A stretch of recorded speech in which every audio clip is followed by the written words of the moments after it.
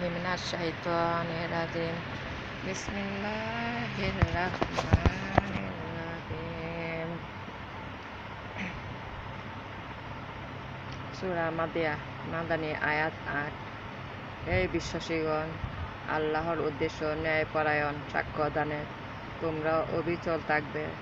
কোনো সম্প্রদায়ের প্রতি বিদ্বেষ তোমাদের যেন কখনো সুবিচার করতে প্ররোচিত না করে। সুবিচার করো, এটা আত্মসংযমের নিকটতম, এবং আল্লাহকে ভয় করো। তোমরা যা করো আল্লাহ তা খবর রাখেন। যারা বিশ্বাস করে ও সৎ কাজ করে, আল্লাহ তাদের প্রতিশ্রুতি দিয়েছেন, তাদের জন্য ক্ষমা এবং মহাপুরস্কার আছে। আর যারা অবিশ্বাস করে এবং আমার আয়াতকে মিথ্যা প্রতিপন্ন করে, তারা প্রজ্বলিত অগ্নি অধিবাসী। হে বিশ্বাসীগণ, তোমাদের প্রতি আল্লাহর অনুগ্রহ স্মরণ করো, যখন এক সম্প্রদায় তোমাদের বিরুদ্ধে হস্ত উত্তোলন করতে চেয়েছিল, তখন আল্লাহ তাদের হাত থেকে হাত সংযত করেছিলেন। এবং আল্লাহকে ভয় করো, আর আল্লাহর ওই প্রতি বিশ্বাসীগণের নির্ভর করা উচিত। এবং নিশ্চয়ই আল্লাহ বনী ইসরাঈলের অঙ্গীকার গ্রহণ করেছিলেন এবং তাদের মধ্যে হতে দ্বাদশ নেতা নিযুক্ত করে বলেছিলেন, আমি তোমাদের সঙ্গে আছি, তোমরা যদি নামাজ পড়ো, যাকাত দাও, আর আমার রাসূলগণকে বিশ্বাস করো ও তাদের সম্মান করো, আল্লাহকে প্রদান করো উত্তম ঋণ, তবে তোমাদের দোষ অবশ্যই মোচন করব এবং নিশ্চয়ই তোমাদের প্রবেশাধিকার দান করব জান্নাতে, যার পাদদেশে নদী প্রবাহিত। এরপর যে অবিশ্বাস করবে সে সরপথ হারাবে। তাদের অঙ্গীকার ভঙ্গের জন্য তাদের অভিসম্পদ করেছি, তাদের হৃদয় কঠিন করে দিয়েছি। তারা কিতাবের শব্দগুলি আসল অর্থ বিকৃত করে এবং তারা যা উপদিষ্ট হয়েছিল তার একাংশ ভুলে গেছে। তুমি সর্বদা ওদের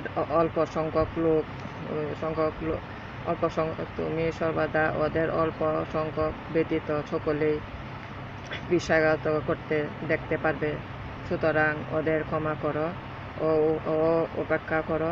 নিশ্চয় আল্লাহ পরোপকারীদের ভালোবাসেন।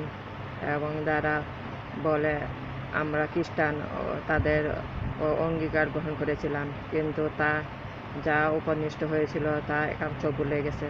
তাই আমি তাদের মধ্যে স্থায়ী শত্রুতা ও বিভেদ জাগ্রত রেখেছি কিয়ামত পর্যন্ত। তারা যা করত আল্লাহ তাদের তা জানিয়ে দেবেন। হে ঐশীদারীগণ, আমার রাসূল তোমাদের নিকট এসেছে। তোমরা কিতাবের যা গোপন করতে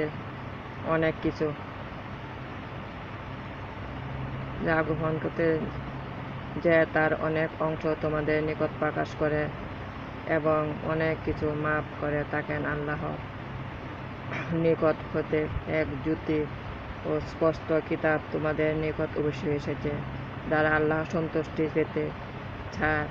এর দ্বারা তিনি তাদের শান্তি পথ দেখান এবং নিজে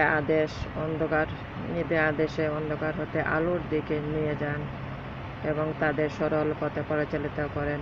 নিশ্চয়ই যারা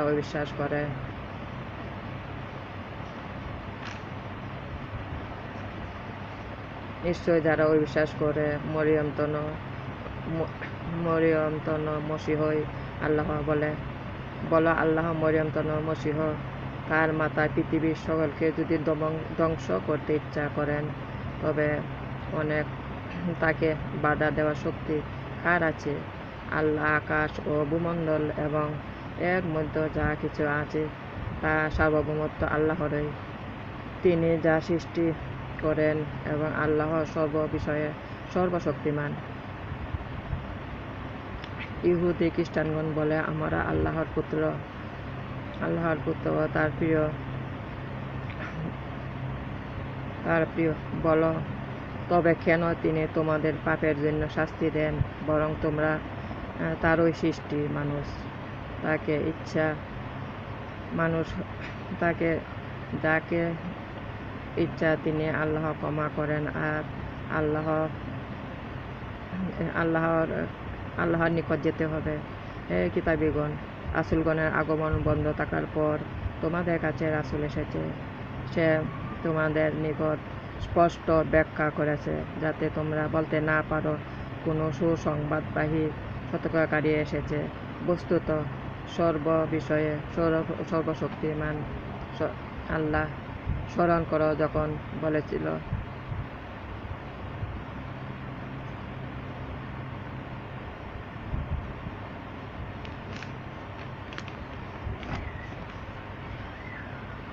আয়াত ৩৫, হে বিশ্বাসীগণ, আল্লাহকে ভয় করো, তার নৈকট্য লাভের উপায় অন্বেষণ করো ও তার পথে সংগ্রাম করো, যাতে তোমরা সফলকাম হতে পারো।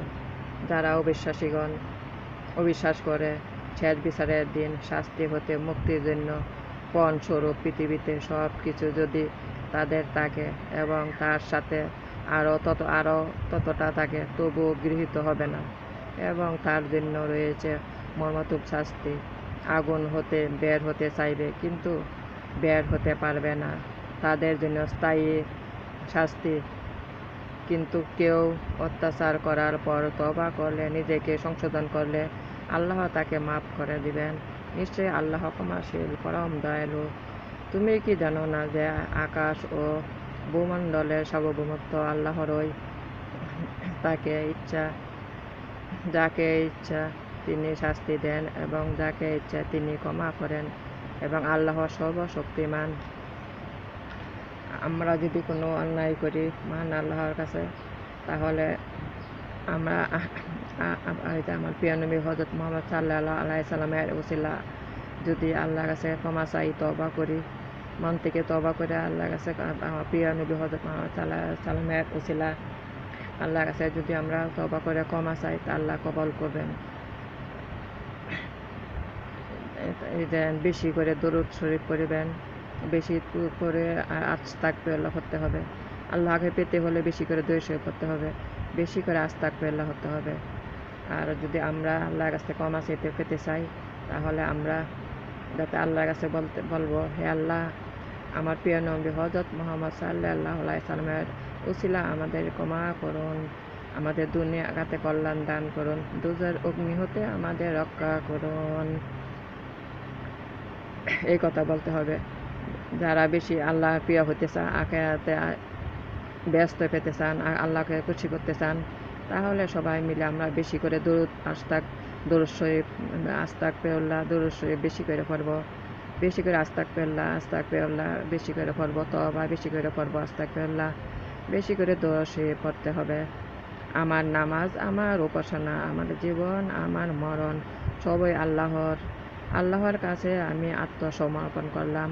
আল্লাহর উপদেশ মেনে চলব। আল্লাহকে দিতে হবে উত্তম ঋণ। দুনিয়াতে কল্যাণ দান করো, দুজকের অগ্নি হতে আমাদের প্রিয় নবী হযরত মুহাম্মদ সাল্লাল্লাহু আলাইহি ওয়াসাল্লাম উম্মতগণকে সবাইকে আল্লাহ রক্ষা করুন। আমিন। বিসমিল্লাহির রহমানির রহিম। লা ইলাহা ইল্লাল্লাহু মুহাম্মাদুর রাসূলুল্লাহ সাল্লাল্লাহু আলাইহি ওয়াসাল্লাম।